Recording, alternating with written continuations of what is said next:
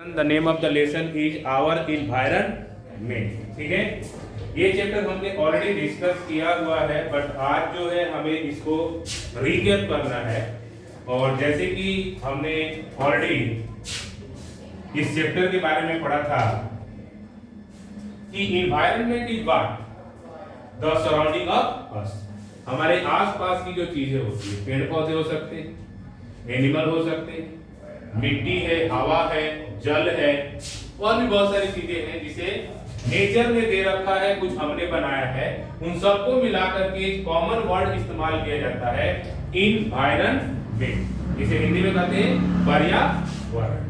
ठीक है, यानी हमारे चारों तरफ का जो आवरण है उसे हम बोलेंगे पर्यावरण, और technically the surrounding of us is called our environment. इसी चैप्टर के बारे में हमें एक एक करके इस चैप्टर में डिस्कस करना है। काफी छोटा चैप्टर है और इंटरेस्टिंग है, लाइफ में यूटिलाइज होने वाला चैप्टर। पहला जो कंसेप्ट है हमारे पास उसका नाम है ecosystem. Ecosystem is a basic concept which determine that all the living organism and the non living organism interact to each other to better survive. उसको एक कॉमनली वर्ड दिया जाता है जिसे हमने नाम दे दिया इकोसिस्टम। ठीक है, यानी all the interacting organism in area together with the non living constituents of the environment form an ecosystem. यानी दो तरीके का कंपोनेंट है, एक है लिविंग कंपोनेंट और एक है नॉन लिविंग कंपोनेंट, दोनों से मिलकर के एनवायरनमेंट का फॉर्मेशन। तो ये स्पेशली हम देखते हैं कि we have two types of the component. Biotic component technical word है, लिविंग ऑर्गेनिज्म का जो फील्ड है उसे कंबाइनली एक वर्ड दिया जाता है जिसको biotic component.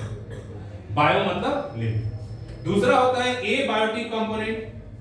These are the non living component. As for example, हमें एक सुटेबल टेम्परेचर चाहिए सरवाइव करने के लिए, बारिश चाहिए, रेनफॉल, विंड चाहिए, सॉइल चाहिए, मिनरल चाहिए, सारी चीजें प्रॉपर अमाउंट में अवेलेबल होना चाहिए, तभी जाकर के हम प्रॉपर्ली सरवाइव कर पाएंगे, नहीं तो इस अर्थ पे सरवाइव करना काफी मुश्किल है।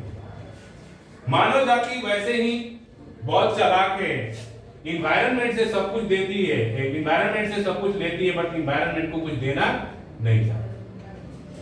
अब देखिए टाइप्स ऑफ इकोसिस्टम के बारे में अगर हम डिस्कस करते हैं तो कितने टाइप के इकोसिस्टम होते हैं? टू। कौन कौन से? Natural ecosystem and artificial system. Component of ecosystem कितने होते हैं? दो। कौन कौन से? Biotic and abiotic. बायोटिक मतलब लिविंग और एबायोटिक मतलब नॉन लिविंग। दोनों के इंटरेक्शन से एक सिस्टम बनता है जिसे हम बोलते हैं इकोसिस्टम। अब देखिए इकोसिस्टम में टू टाइप्स है। एक को बोलते हैं नेचुरल इकोसिस्टम। नेचर ने हमें बहुत कुछ दिया है, बट हम नेचर का ह्रास बार बार कर रहे हैं। महात्मा गांधी ने एक वर्ड बोला था कि पेट भरने के लिए गॉड ने सब कुछ दे रखा है, पेटी भरने के लिए नहीं।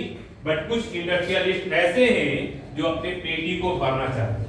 वैसे कॉमन सी बात मैं एक बताता हूं, नेचुरल रिसोर्सेज पे सबका अधिकार बराबर होना चाहिए, बट आपने देखा होगा कि मैक्सिमम नेचुरल रिसोर्सेज पे किसका आधिपत्य है? तो इंडस्ट्रियल सेक्टर पर्सन जो होते हैं उनका आधिपत्य है। यानी हिंदुस्तान की बात करें तो 95% रिसोर्सेज पे 5% लोगों का कब्जा है। इसलिए तो भारत डेवलप नहीं है, बहुत सारे लोग गरीब हैं, क्योंकि रिसोर्सेज का जो बंटवारा है वो सेम नहीं है और सिमिलर टाइप का नहीं है। ठीक है, इसलिए रिसोर्सेज का बंटवारा सिमिलर टाइप का होना चाहिए। तो पहला होता है natural ecosystem. It is a community of living and non living entities and occurs freely in nature. For example forest, pond and lakes. ये गॉड ने हमें गिफ्ट किया है। ठीक है, गॉड मींस सुप्रीम पावर। वैसे तो साइंस गॉड को मानता नहीं, but there is a supreme power. क्योंकि सीधी सी बात है, एक घर को चलाने के लिए एक घर की मुखिया की जरूरत पड़ती है। इतना बड़ा संसार कोई ना कोई सिस्टम चला रहा है, उसे फिजिक्स कहता है कि दैट इज गॉड पार्टिकल, जिसकी वजह से पूरा वर्ल्ड रन करता है। तो गॉड ने हमें कुछ गिफ्ट किया है, जिसे फॉरेस्ट कहते हैं, पॉन्ड कहते हैं, लेक्स कहते हैं। नेचर ने गिफ्ट किया है, इसलिए इसे नेचुरल इकोसिस्टम के नाम से जाना जाएगा। दूसरा होता है हमने अपनी सुविधा के लिए, अपने डेवलपमेंट के लिए, अपने इंटरटेनमेंट के लिए अपने प्रॉपर टेक्निकल डेवलपमेंट के लिए हमने कुछ सिस्टम्स को डेवलप किया है, उसे बोलते हैं ह्यूमन मेड इकोसिस्टम। जैसे मान लीजिए क्रॉप फील्ड, फसल हम लोग उगाते हैं, किस लिए उगाते हैं?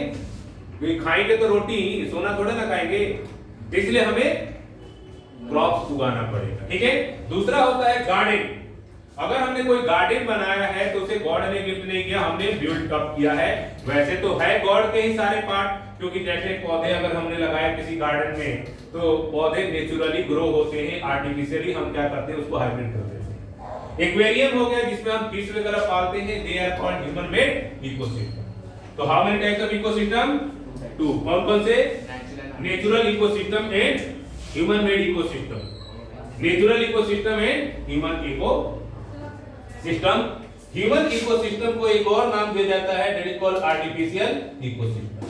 अब आते हैं अगले टर्म में जिसका नाम है टाइप ऑफ ऑर्गेनिज्म। ये ग्रुप में ऑलरेडी जा चुका है, ठीक है, और उसके बाद जब पीपीटी लॉन्च होगा तो उसमें और डिटेल चली जाएगी। ठीक है। Types of organism. The organism can be classified as producer. सबसे पहले प्रोड्यूसर चाहिए ना, क्योंकि खाना कौन बनाएगा इस वर्ल्ड को? खाना कौन देगा? प्रोड्यूसर।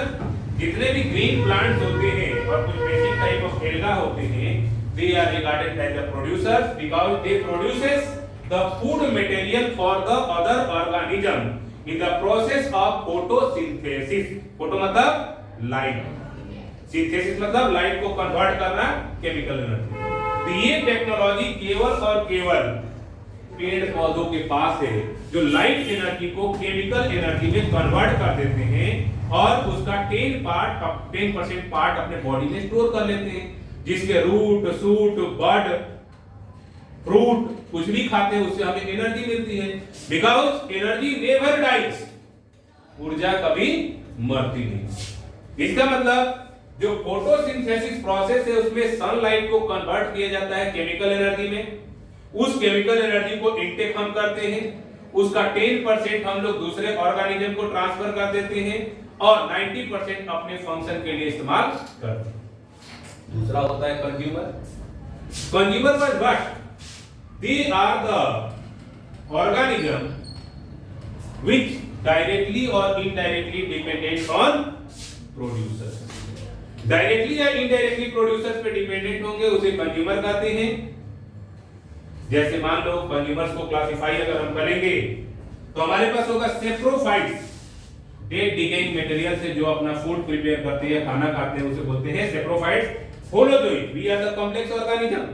और कॉम्प्लेक्स ऑर्गेनिज्म में जो न्यूट्रिशनल सिस्टम होता है वो भी कॉम्प्लेक्स होता है, तो हमारा जो न्यूट्रिशनल सिस्टम होता है holozoic mode of nutrition. Sir, which nutrition takes inside our body is called holozoic mode of nutrition. Yeah, our body participates in a type of nutrition.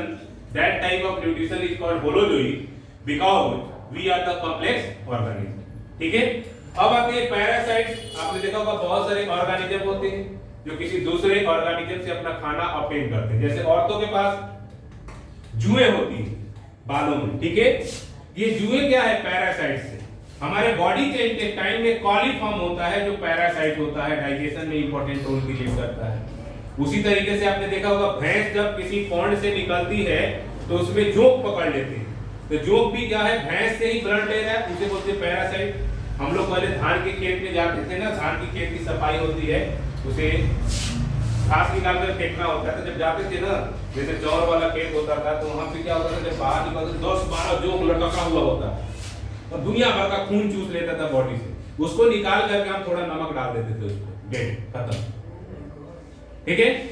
तो गांव में इस तरीके का पॉन्ड्स वगैरह में होते हैं, उसे पैरासाइट कहते हैं, बीच बोला जाता है इंग्लिश में उसे। Some examples of parasites are mosquitoes, tapeworms. Mosquitoes are especially regarded as parasite also. Come under the because mosquito के अंदर प्लाज्मोडियम पैरासाइट होता है। जब मॉस्किटो बाइट करता है तो प्लाज्मोडियम छोड़ता है, जिसकी वजह से हमें क्या होता है? मॉस्किटो काटने से इचिंग होगा। कौन सी बीमारी होती है? मलेरिया, डेंगू, ये बीमारियां होती है, इचिंग होती है। Decomposers, the microorganism that convert the dead remains of plants and animals, humans are called decomposers. अब देखो नेचर में डीकंपोजर्स का होना भी जरूरी है। जैसे मान लो आपने सब्जी बनाया, उसका छिलका ले जाकर के कहीं फेंक दिया, तो अगर वो डीकंपोज नहीं होगा तो वैसे ही पड़ा रहेगा, कूड़े का पहाड़ वैसे ही दिल्ली में है, और बड़ा कूड़े का पहाड़ हो जाएगा। तो decomposers also plays an important role in decomposing of the food material, यानी फूड मटेरियल को डीकंपोज करने में इनका अपना एक अहम रोल होता है। So they are called the decomposers. ठीक है, ये डीकंपोज कर देते हैं। हमारे पास हो गया producer, consumer and decomposer. Producers are those which produces food material, consumers are those which consumes, and the decomposers are those which decomposes the residue food material। जो कुछ भी बच जाता है उसको डीकंपोज किया जाता है। इसके यहाँ पे कुछ फिगर दिया गया है, ठीक है, that is called producers। ये producers है, green plants and some basic type of the alga, they are producers। ये consumer दिया है, देखो ये कौन सा consumer है भाई? चिंपैंजी। ये क्या है? लीच। कॉकरोच नहीं, ये किसी नए प्लैनेट से आया है शायद, वहां पे इसे लीच बोलते होंगे। लीच नहीं, वो जूंद होती है। काकरोच है, ऐसा होता है काकरोच। देखा ऐसा होता है? वाह, धरती पे रह के काकरोच नहीं देखा? सर ऐसा अलग होता है, आगे इतना अलग होता है, ऐसा अलग होता है। तुम्हारी स्पेसशिप कहाँ पे है? Very specific. कहाँ फ्रेंड है भाई? ये अर्थ का नहीं है, एलियन है, ठीक है, इसको पकड़ के रखना बाहर, ये जहां जाएगा इसके पीछे पीछे जाना। नाउ दीज आर डीकंपोजर्स, इधर ध्यान दीजिए, डीकंपोजर्स, ठीक है। डीकंपोजर्स आर दो type of organism which decompose the material, जैसे इसे बोलते हैं मशरूम, उसी तरीके से कुछ टाइप ऑफ बैक्टीरिया वगैरह हैं, ये क्या करते हैं, सॉइल में कन्वर्ट कर देते हैं जो भी मटेरियल हम फेंकते हैं बाहर की तरफ, जैसे ओनियन पील्स हो गया, वेजिटेबल पील्स हो गया, और भी बहुत सारे मटेरियल है, उसको डीकंपोज कर देते हैं, मिट्टी में बदल देते हैं और मिट्टी में ऑर्गेनिक मैटर को छोड़ देते हैं। ठीक है, ये कांसेप्ट होता है। अब देखिए, हर एक ऑर्गेनिज्म को धरती पे सरवाइव करने के लिए क्या चाहिए बताइए? खाना। चाउमीन, बर्गर नहीं सर, क्या, समोसा, फिर क्या चाहिए? सब्जी रोटी। देखो हम लोग बीमार क्यों नहीं पड़ते? तुम्हारी सबसे बड़ी समस्या, साल में 365 दिन होते हैं, 365 दिन में 52 दिन हटा दो संडे का, 18 दिन गेटेड हॉलीडे का उठा लो, उसके बाद लगा लो समर वेकेशन, विंटर वेकेशन और भी वेकेशन, कुल 150 दिन स्कूल खुलता है। ठीक है, और 150 दिन स्कूल खोलने के साथ आप उसमें से 50 दिन छुट्टी मार लेते हो, तो बचा कितना? 100 दिन। और कहते हो कि हमारा रिजल्ट नहीं आ रहा। हम लोग जब बचपन में थे तो हमें ऑलिव ऑयल पिला देते थे और भी बहुत सारी चीजें थी, सुई लगा देते थे जिससे कि बच्चा बीमार ना हो, इम्यूनिटी उसकी बढ़ जाए, और हम लोग स्कूल से छुट्टी नहीं मारते थे। जबकि आप लोग को आने के लिए साधन है, हमें स्कूल जाने के लिए नदी पार करना पड़ता था। और बरसात में ऐसा होता था कि पूरा पानी भर जाता था, और भरने के बावजूद भी स्कूल में टीचर भी आता था और स्टूडेंट भी जाते थे। सर आपके गांव में कौन सी नदी है? आप डिस्ट्रिक्ट है सिवान, विलेज है पनौली, उसको सर्च कर लेना, वो डूब जाता है जब भी बरसात का दिन आता है, तो जहाँ पे स्कूल है ना पूरा भर जाता है पानी। फिर क्लासेस कौन सी है? नहीं, स्कूल में नहीं भरते, स्कूल तो ऊंचे पे है, जो रास्ता है ना, जो रास्ता है उधर से पार करते हैं ना, डाउन पार, और उसमें पानी रहता है हमेशा। और होता क्या है, जब उसमें पार करते हैं ना, तो जो पैरों के बीच में ये है ना मांस, ये पूरी तरीके से सड़ जाता था, और इसका इलाज एक ही होता था। महुआ जानते हो? महुआ का पेड़ होता है, उसमें एक सीड निकलती है, उसे कुछ बोलते हैं, ठीक है, कुछ बोलते हैं, नहीं दारू नहीं बनती उससे, महुआ से दारू बनती है, सीड से ऑयल बनता है, उस ऑयल को लगाते थे हम लोग, तो जाकर के सही होता था। मतलब काफी कॉम्प्लेक्स जिंदगी है वहाँ की पढ़ाई का। और अभी भी आप देख लेना, पूरे भारत में 3 से 4 स्टेट के बच्चे ही पढ़ रहे हैं, बिहार, वेस्टर्न यूपी, राजस्थान, और कुछ इधर जो है हमारे उड़ीसा वगैरह साइड के, क्योंकि they are the poor states, और उनका मेन जो इंडस्ट्री है वो एजुकेशन इंडस्ट्री है। आप देख लो ना, नेट पे सर्च करो, मैक्सिमम आईएएस कहाँ के हैं? बिहार से। और हर साल टॉपर किस फील्ड का, हर एक फील्ड का कहाँ से आता है? बिहार है। पूरा यूपी नहीं पढ़ रहा, बस वेस्ट के पेपर पढ़ रहा है। इधर वाले जो है ना वो धनी है, उनके पास जमीनें बहुत है। नोएडा वाला क्यों पढ़ेगा भाई? नोएडा यूपी में है ना, वो क्यों पढ़ेगा?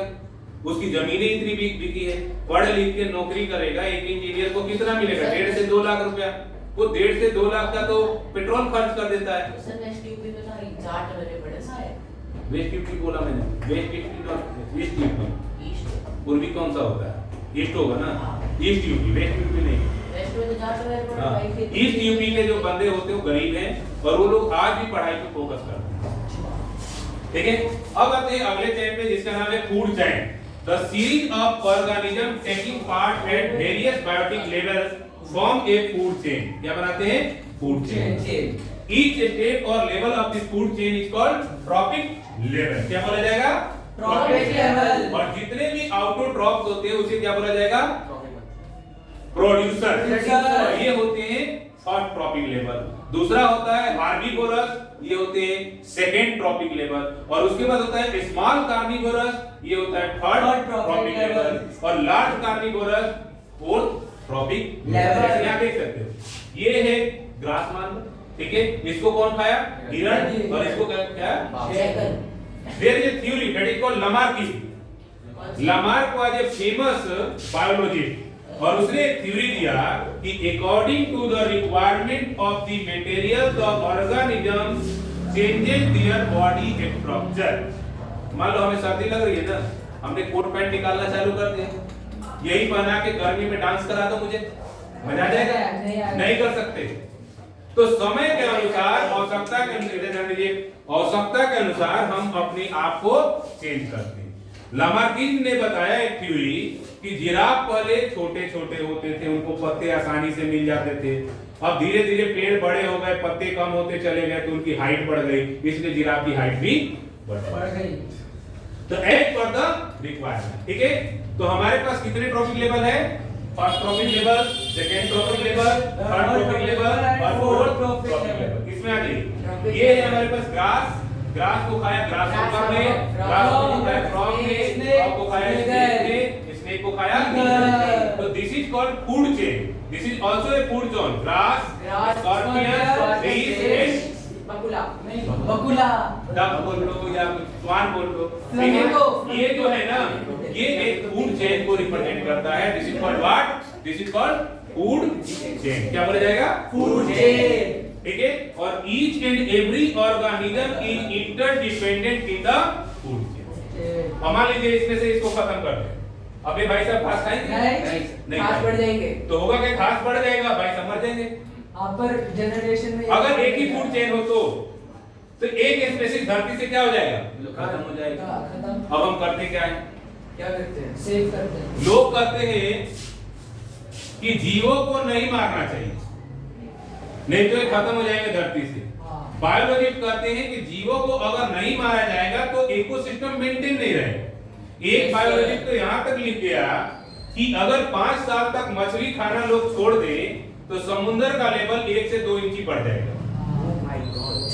अब कंसेप्ट क्या आता है? एक दिन मैंने पूछा एक बच्चे से कि भाई लोग मांसाहारी होते हैं, इस पे तुम्हारा क्या कमेंट है? बोला सर होना चाहिए। तो किसी बच्चे ने बोला कि ऐसे तो दिक्कत हो जाएगी। तो दूसरा बच्चा इसमें से बोला कि ऐसे तो हमें पानी भी नहीं पीना चाहिए। मैंने पूछा भाई कैसे? बोला पानी मछली का घर होता है, उसका घर डिस्ट्रॉय कर रहे हैं हम तो। तो इकोसिस्टम को मेंटेन करने के लिए प्रॉपर मेंटेनेंस होना चाहिए। This is called food chain. Yes tell me. अगर मछली को नहीं खाएंगे तो हम जिंदा रहेंगे। अगर पानी नहीं पिएंगे तो जिंदा नहीं रह सकते। पानी भी जरूरी है खाना। मछली को खाएंगे तो जिंदा रहेंगे, जरूरी नहीं मछली को। इकोसिस्टम को मेंटेन करने के लिए जितने भी ऑर्गेनिज्म है उनकी संख्या मेंटेन्ड होनी चाहिए। तो सर को तो समझ लो शादी से जी वो तो खा रहे हैं मछली को, की सबको कम कर रहे हैं। नहीं, उससे कंट्रोल नहीं हो पाएगा। मगर मछली क्योंकि जो बीज होता है वो अलग चीज है, जो हमारे पास रिवर्स होता है वो अलग चीज है। मगरमच्छ तो रिवर्स की जो हाइट, मगरमच्छ कितने हैं वो कितने खा लेंगे? सर कभी कभी बाघ को शिकार करते हैं, भाग जाएगा वहां पे। बाघ भी करते हैं सर शिकार। हमें तो करते हैं सर पोलर बियर्स। अरे भाई number of polar bear, number of बाघ कितने? 114 तो बाघ बचे, कभी सारा शिकार कर लेंगे। हमारे यहाँ से सर हैं अब उनके पोचिंग के लिए शिकार के कम हो गए बहुत। भाई अब नहीं है ना, इसकी वजह से क्या हो जाएगा? लेवल ऑफ द पॉपुलेशन बढ़ जाएगा। 100 साल में आज सारे खत्म हो जाएंगे। 100 से 1 लाख से बाप के सर अब 13,000 है। नाउ इधर ध्यान दीजिए, अगला है 10% लॉ। इसे बोलते हैं energy transfer law. Energy transfer law, ठीक है। एनर्जी ट्रांसफर लॉ क्या करता है कि जो सन से लाइट हमारे तक आती है वो मात्र 1% लाइट आती है, और लाइट एनर्जी को कन्वर्ट कौन करता है केमिकल एनर्जी में? प्लांट की, जिसे हम प्रोड्यूसर्स करते हैं। प्रोड्यूसर्स उसका 10% एनर्जी क्या कर लेते हैं? 10% एनर्जी क्या करते हैं? बॉडी में कंजर्व कर लेते हैं और 90% कंज्यूम कर लेते हैं। ये 10% एनर्जी जो होता है नेट ट्रॉपिक लेवल को जाता है, जिसकी वजह से हाईएस्ट ट्रॉपिक लेवल वाले के पास सबसे कम एनर्जी जाती है। देखिए दो कांसेप्ट पढ़ना है, एक एनर्जी ट्रांसफर रूल, ये कम होता है जैसे जैसे ऑर्गेनिज्म बढ़ेंगे ट्रॉपिक लेवल बढ़ेगा, एनर्जी कम होती चली जाएगी। और दूसरा हमें पढ़ना है बायोलॉजिकल मैग्निफिकेशन, वो बढ़ता चला जाता है। ये रूल है, साइंस का रूल है। प्लांट किधर पास करता है एनर्जी को? प्लांट जैसे हम लोग खाएंगे, पालक खाया ना हमने, प्लांट पालक की बात, प्लांट उससे हमारे बॉडी में आ गया एनर्जी। और मान लो कि पालक को बकरी ने खाया और बकरी को शेर ने खा लिया, तो पालक से बकरी में ट्रांसफर हो गया और बकरी से फिर शेर में ट्रांसफर हो गया। लेकिन एनर्जी सबसे ज्यादा किसके पास जाएगी? बकरी के पास। अगर हम कार्निवोरस की बात करें या हर्बीवोरस की बात करें तो बकरी के पास जाएगी, और उससे भी ज्यादा किसके पास होगा? प्लांट। इसलिए कोई भी डॉक्टर ये सलाह नहीं देता कि मांस मछली खाओ, वो कहता है कि हरी सब्जियां और फ्रूट्स वगैरह खाओ, क्योंकि प्राइमरी सोर्स ऑफ एनर्जी क्या है? वही। अब आते हैं अगले कंसेप्ट पे। 10% energy law is just going to indicating that in each tropic level there is transfer of energy, and that transfer of energy is only 10%, and the highest tropic level species have minimum amount of energy in transfer.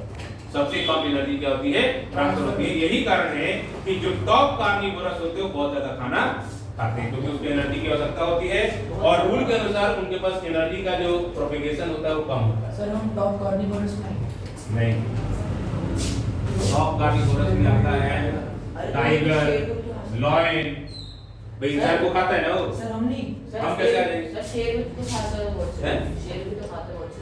हम tertiary में आ सकते हैं।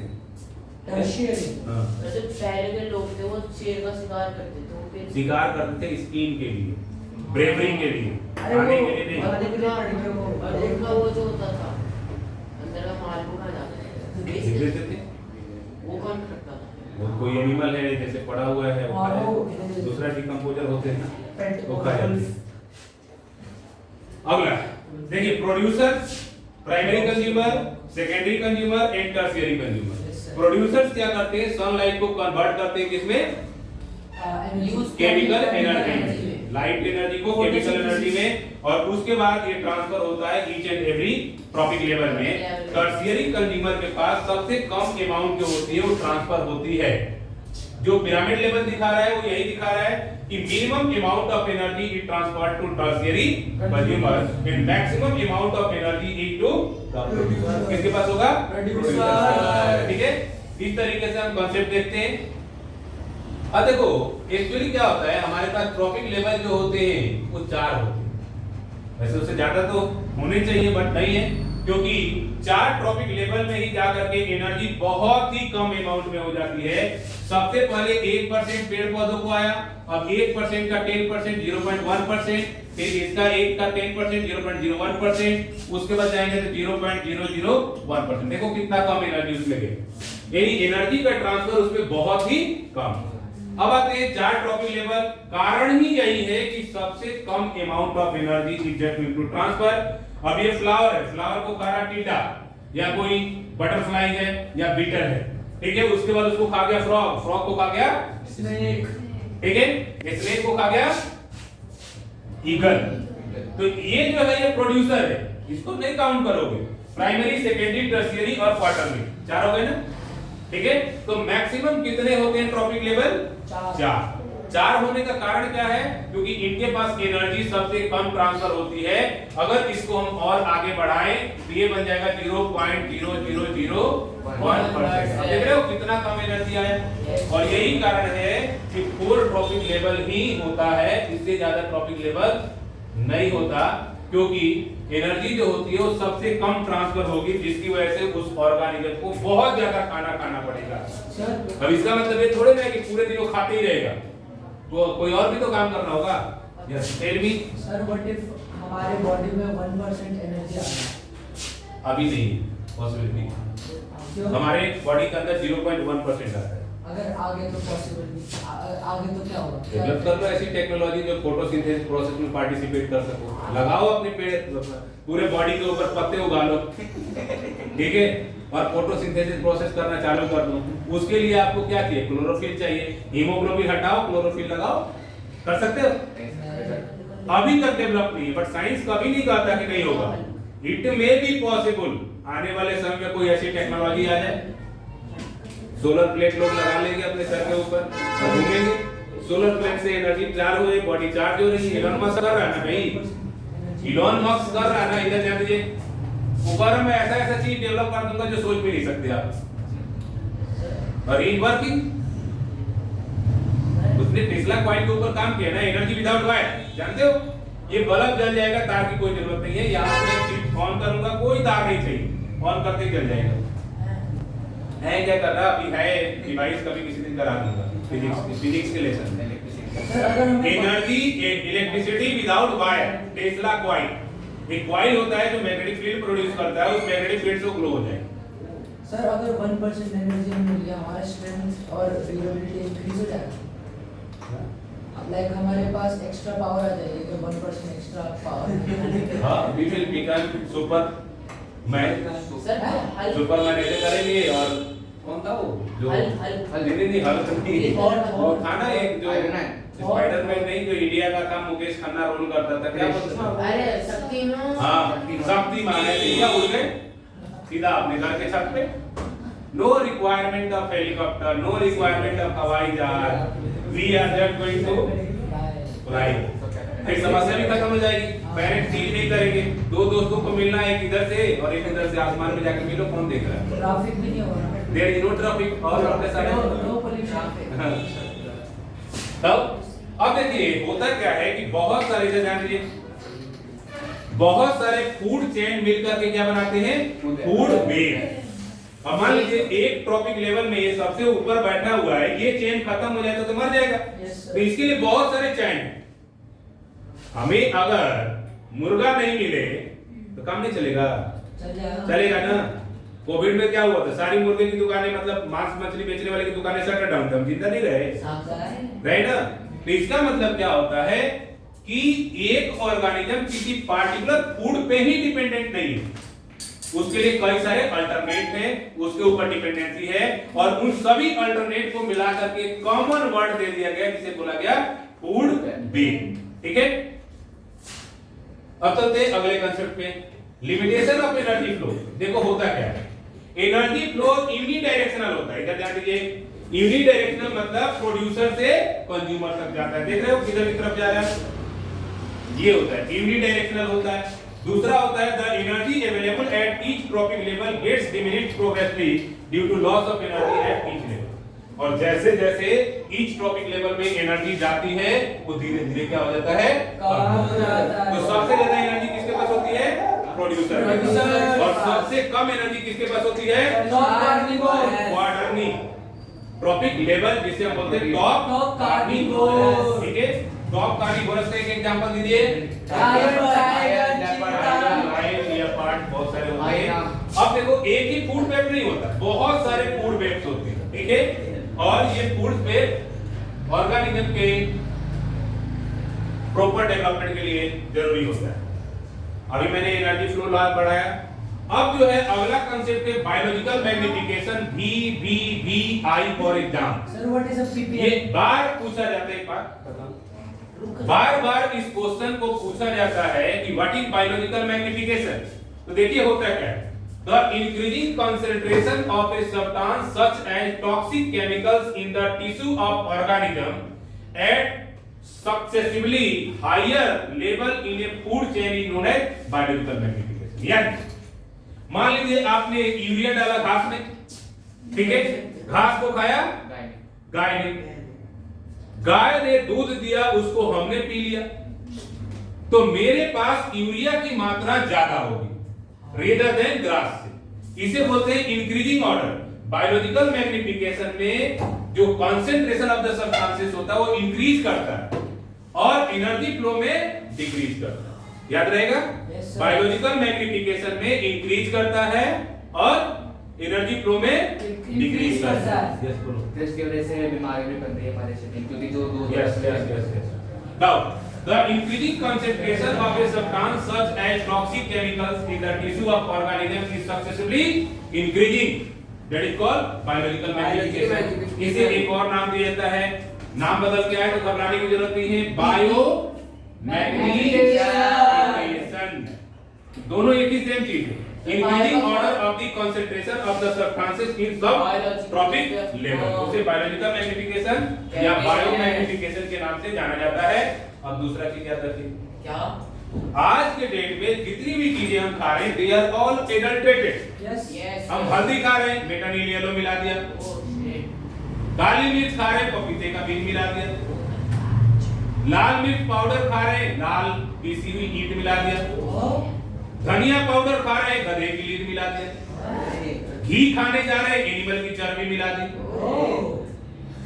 उसके अलावा अगर खुला चाय पत्ती आप लेने जा रहे हो तो उसमें आयरन फीलिंग मिला दिया, लोहे का बुरा था। सर डालते हैं सर ये? अगर यस, और अगर आप वो लेने चले गए, एक पत्ता होता है ना जो डालते हैं, तेज पत्ता, उसमें पता है क्या करते हैं, अशोक के पेड़ का जो पत्ता होता है उसको मिला देते हैं, उसे भी एक ही पता भी नहीं चलता।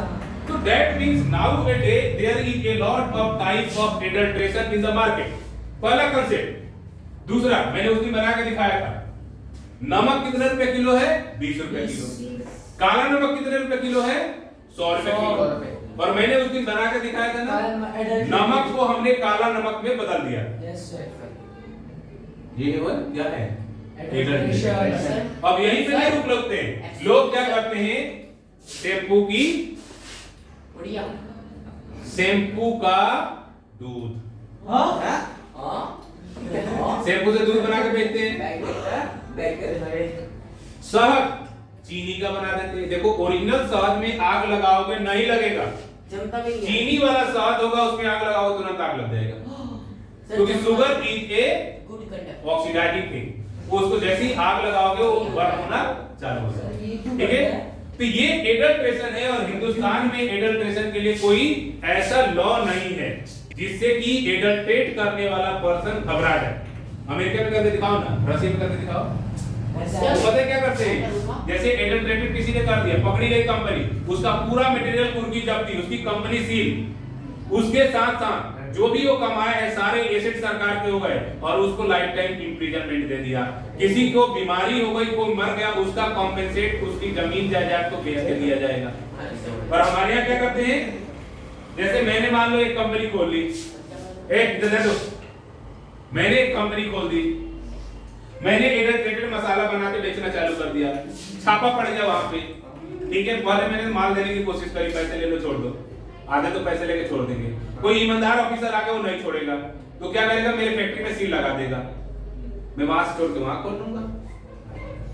मेरे को तो अरेस्ट नहीं किया ना, जब मेरे को अरेस्ट करके मेरे सारे सामान के ऊपर कुर्की जब्ती कर देगा तब तो मैं डरूंगा ना, नहीं गलत नहीं करना भाई, बहुत मारते हैं, सऊदी अरब वाला स्टाइल है, जैसा काम वैसा सजा। सऊदी अरब में मोबाइल गिर जाए उठा के तो दिखा दो, उठाओगे फिर रख के आओगे काउंटर पे कि भाई ये गिरा हुआ है, किसी का है ना, आप लेके नहीं जा सकते। यहाँ तो देखते रहते हैं, अच्छा मोबाइल में बात करके जा रहा है, अच्छा चुनाव बाइक में सब बड़ी बड़ी भाग गया।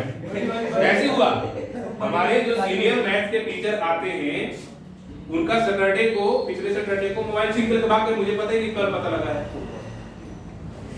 ये हाल है, और तुम लोग को भी बोल रहा हूँ और सभी स्टूडेंट्स को इंटीमेट कर देना, यहाँ से लेकर के उस गली तक मोबाइल पे बात करते हुए जाओगे तो तुम्हारी जिम्मेदारी है कि मोबाइल छीन के लेके भाग रहे हैं क्या कर रहे हैं, क्योंकि 80% लफंडर इधर घूमते हैं।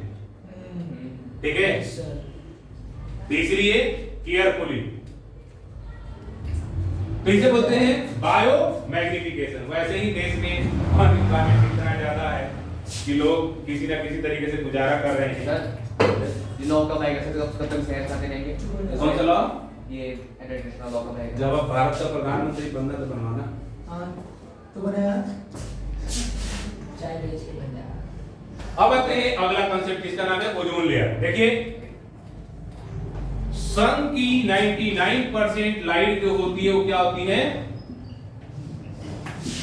रिफ्लेक्ट हो जाती है। क्यों? धरती में नहीं आती, क्योंकि इस तरीके का एक प्रोटेक्टिंग शील्ड है और ये शील्ड क्या है? O3 गैसेस का है। इधर से सनलाइट आया, सनलाइट रिफ्लेक्ट होकर के चला गया। ये एक मोटी लेयर है जो हमें यूवी रेडिएशन से प्रोटेक्ट करता है। Ozone layer. यूवी रेडिएशन से प्रोटेक्ट करता है और इस लेयर को हम ओजोन लेयर के नाम से जानते हैं। ओजोन लेयर को ढूंढा था दो साइंटिस्टों ने, एक का नाम था चार्ल्स फेब्री। कौन था? चार्ल्स फेब्री।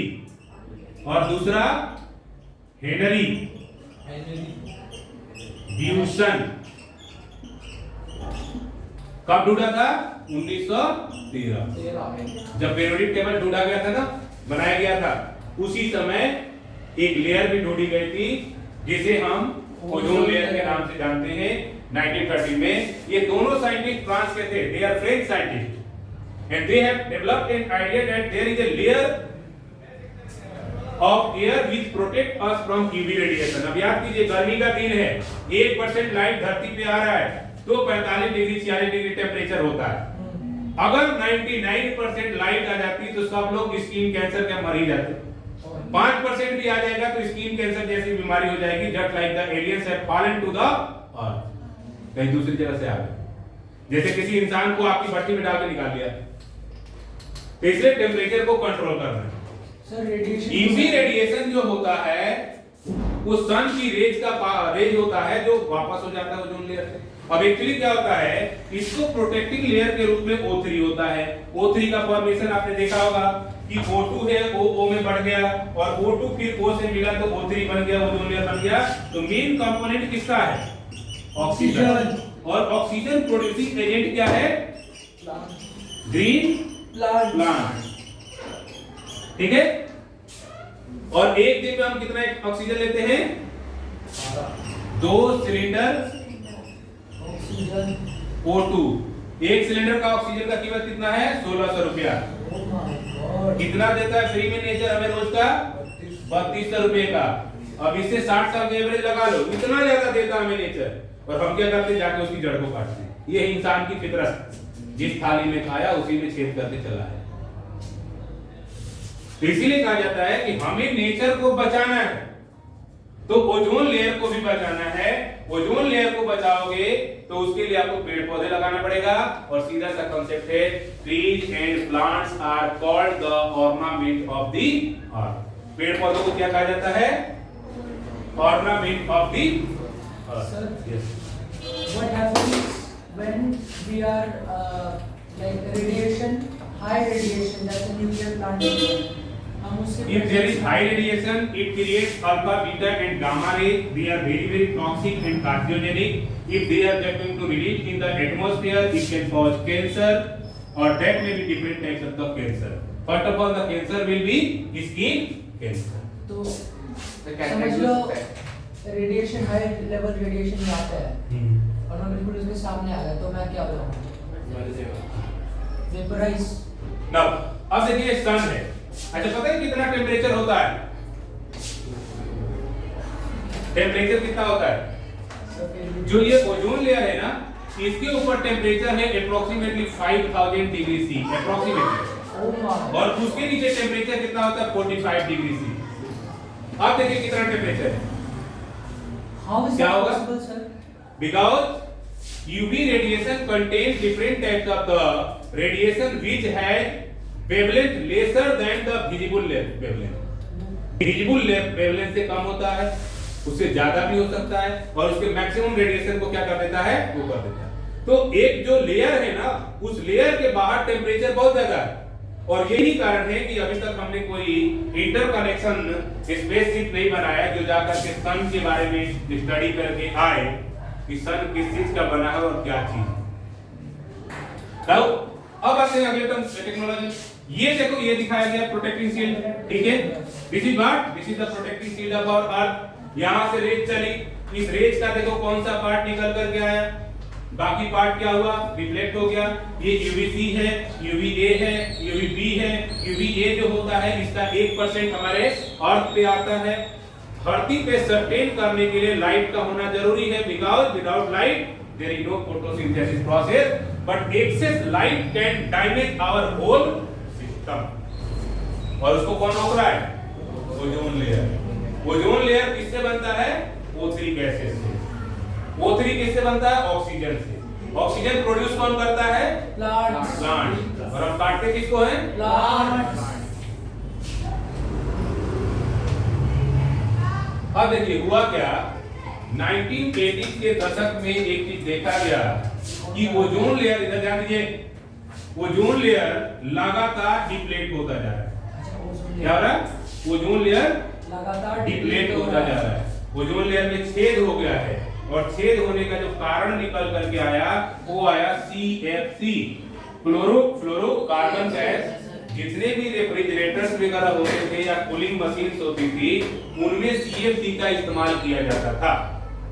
इसलिए 1986 के दशक में इस CFC को पूरी तरीके से बंद कर दिया गया और आज के डेट में रेफ्रिजरेटर में फ्रीऑन गैस रहती है।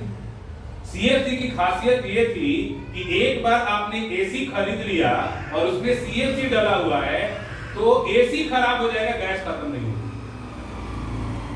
आज क्या है, हर साल गैस डलवाना पड़ता है 4500 रुपए। बट CFC की नेगेटिविटी क्या थी कि ओजोन लेयर को डिप्लेट करता है। तो मैंने एक चीज बताया था कि अगर वर्ल्ड में आपको कॉम्पिटिट करना है तो कैसा मटेरियल चाहिए? Zero effect and zero defect. Sir एक फ्रिज से कैसे ओजोन डिप्लीट हो? जीरो डिफेक्ट का मतलब क्या होता है? मटेरियल में किसी भी प्रकार का कोई प्रॉब्लम नहीं होना चाहिए। मार्केट में कॉम्पिटिट करने वाला मटेरियल होना चाहिए, तभी जाकर के वो बिकेगा। और जीरो इफेक्ट का मतलब होता है नेचर को किसी भी प्रकार का कोई नुकसान ना पहुंचा रहा। CFC बहुत अच्छा था बट नेचर को डैमेज कर रहा था, इसलिए इसको बैन कर दिया गया। इसलिए कहा जाता है कि हमें जो भी मटेरियल बनाना है वो मटेरियल क्या होना चाहिए? जीरो इफेक्ट और जीरो डिफेक्ट वाला होना चाहिए। How is it possible sir CFC damage करना? कैसे? क्लोरोफ्लोरोकार्बन गैस है ना, ये ओजोन लेयर को छेद कर देता है। कार्बन है, कार्बन के साथ मिलकर के कार्बन डाइऑक्साइड बना देता है, जिससे कि एक्सेस अमाउंट ऑफ ऑक्सीजन जिससे कि ओजोन बनता है वो कार्बन डाइऑक्साइड बन जाता है। अच्छा। So there is no excess amount of oxygen for the formation of ozone, so it is depleting। ये तो साइंटिफिक टर्म होता है। अब आपके व्हाट इज गार्बेज जो रोज हम प्रोड्यूस करते हैं उसे गार्बेज कहते हैं। ठीक है, हमारी तो आदत ही है, पड़ोसी का कूड़ा पड़ोसी के घर पर रख दो और लड़ाई लगवा दो, फिर देखो क्या होता है। ठीक है, जिस देश में गार्बेज का प्रॉपर मैनेजमेंट होता है वहां गार्बेज से रिलेटेड कोई भी इशू नहीं। जिस दिन हमारे यहाँ भी दिल्ली में लागू हो जाएगा कि पूरे महीना कूड़ा दीजिए और आपको महीने के बाद हम 150 रुपया देंगे, फिर लड़ेंगे मेरा कूड़ा तो ये तेरा कूड़ा। ठीक है, गार्बेज क्या है? एक्चुअली वेस्ट मटेरियल होता है, अनवांटेड होता है और यूज्ड प्रोडक्ट्स होता है।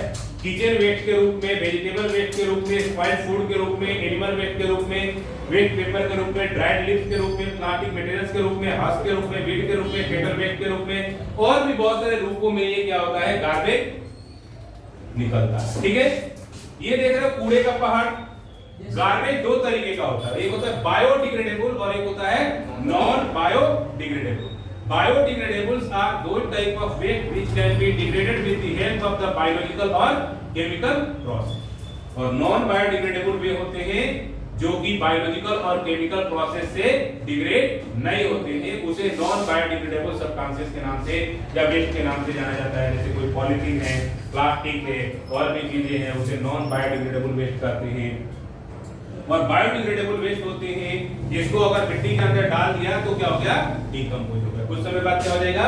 वो डीकंपोज हो जाएगा। ठीक है, अब देखिए दो तरीके का हमारे पास गार्बेज दिया गया है, एक को बोलते हैं बायोडिग्रेडेबल, एक को बोलते हैं नॉन बायोडिग्रेडेबल। एक्चुअली क्या है? We are just going to damaging the earth atmosphere to producing maximum amount of non biodegradable waste that is not decomposed by the nature and that is very very wasting for us.